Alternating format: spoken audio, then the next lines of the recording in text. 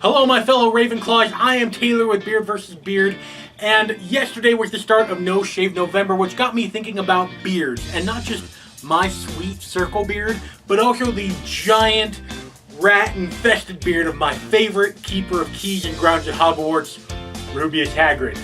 Now, after reading through the books again and watching all the movies again, I have used my Ravenclaw intelligence and have determined that Hagrid really should have been put in Azkaban, like, several times.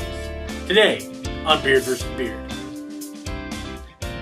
Hello everyone, I am Taylor with Beard vs. Beard, here to let you know it's okay to be a man and a geek at the same time. So let's talk about Hagrid. Hagrid is the keeper of keys and grounds at Hogwarts. He was also the care of magical creatures teacher starting Harry's year 3. But diving back into the books, I have discovered that Hagrid should have a long list of criminal offenses and should actually be put in Azkaban. Here's why. Offense number 1. Performing magic on a Muggle. The first time we ever meet Hagrid was when he knocked down the door of the residence that the Dursleys were staying in, and he transfigured Dudley. Now, although Hagrid meant to turn Dudley into a pig and not just have a pig tail, his excuse was that Dudley was such like a pig anyway, I mean, kind of like me, that all he needed was an actual tail. But should that be justifiable? Either way, it is still breaking the law. Offense number 2. Illegal possession of a dragon and dragon egg. Now, private ownership of a dragon was made illegal in Great Britain. Although there is a small handful of dragons in Great Britain, those are heavily watched after by the Ministry of Magic in order to not kill anybody and not reveal that there are actually dragons to the Muggle population. So private ownership of a dragon was classified as illegal. Now, offense number 3. Illegal smuggling. After a person, namely Draco Malfoy, found out that Hagrid was keeping a dragon, Hagrid had to get rid of it. And so he ended up arranging it to be smuggled out of Great Britain into Romania under the care of Charlie Weasley's friends. However, in order to get it there, he not only put himself on the smuggling list, but he also used minors. He used underage wizards in order to actually smuggle this dragon. Offense number 4.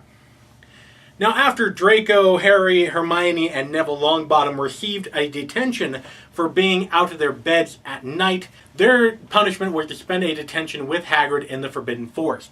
At the time, there was an unknown creature in the Forbidden Forest hunting down and killing unicorns, a very fast species that is very difficult to catch and kill.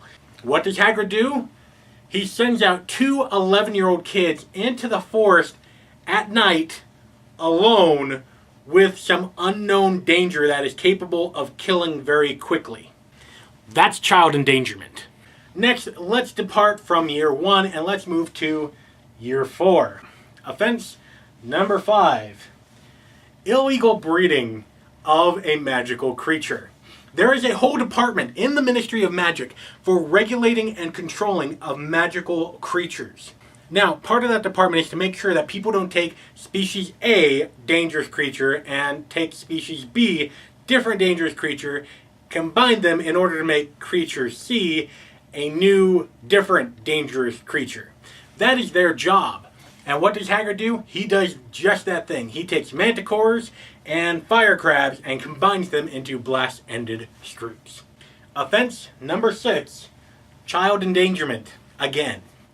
During Harry's 4th year, their project for care of magical creatures was dealing with these blast-ended scroops. Now, these blast-ended scroops had stingers on their back like a scorpion, and they had suckers on their belly, they had armor-like skin, and they could blast fire out of their butts in order to travel. What did Hagrid make these kids do? He made them walk them, feed them all sorts of different things, and during the process, the kids were constantly burned, they were constantly cut. Offense number 7 and number 8. There was a conversation with Dumbledore, Karkaroff, Harry, Hagrid, and a couple other people on the edge of the Forbidden Forest. During this time, Karkaroff accused Dumbledore of cheating at the Triwizard Cup, and basically calling him a lying cheat. Hagrid grabbed Karkaroff, pinned him several feet above the ground onto a tree, and told him to apologize. That is assault and battery. Next, leaving Book 4 and moving on to Book 5, offense number 9, kidnapping. Now, Hagrid is a half-giant, and with that, he does have a half-brother named Grop. So Hagrid took Grop out of his home and dragged him across national borders in order to take him back to Great Britain, where Hagrid was. Offense number 10, smuggling. Again. Now, Hagrid took Grop, his kidnapped brother-in-law, and dragged him into Great Britain, where it was illegal to do that. Now, if the Muggle Prime Minister has to be notified if they're bringing in a dragon and a sphinx for a tournament under heavy regulation and all sorts of safeties, what does that tell you about bringing in a giant that actually goes and kills people? Offense number 11, false imprisonment. After Hagrid kidnapped his half-brother, smuggled him into Great Britain, what is he going to do with him? Well, of course, you imprison him in the forest. I mean, really, isn't that logical?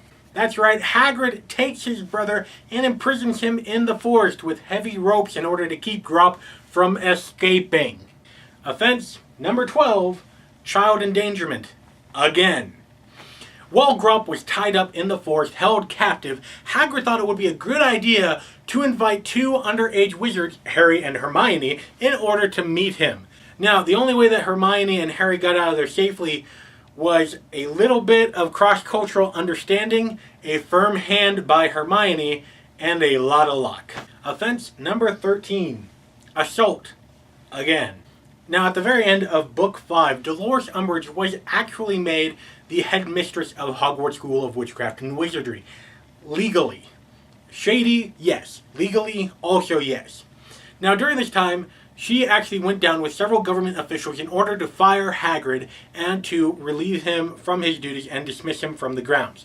While they were doing this, Hagrid became belligerent and assaulted government officers, also called Aurors, which I like to think of as like the FBI of the wizarding world. It was only after he assaulted them that these wizards tried to stun him in order to bring him in. Note, they did not try to use deadly force. They tried to stun him so that he will be held accountable for his crime of assaulting them.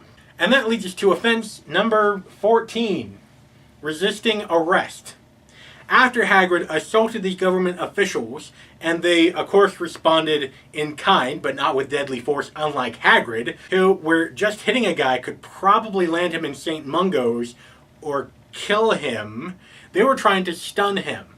Now, he ran off with his dog into the night, resisting arrest, and thus getting away from actually going to court for his crime. So there you go, folks. That is 14 illegal things that Hagrid did during the course of the Harry Potter series. If you like this video, go ahead and subscribe. There are videos coming out each week about geekiness and about manliness and how it's okay to be both a man and a geek.